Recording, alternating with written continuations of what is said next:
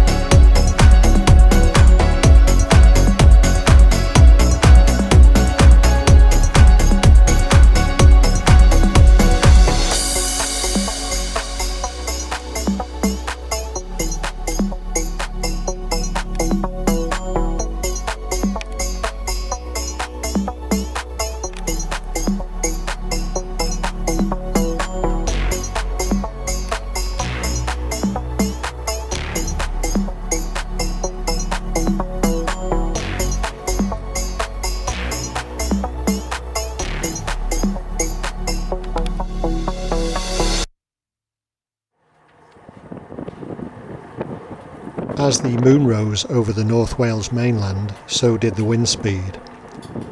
The forecast earlier in the day had predicted that the wind would rise and increase overnight, up to about 25 knots by Friday morning.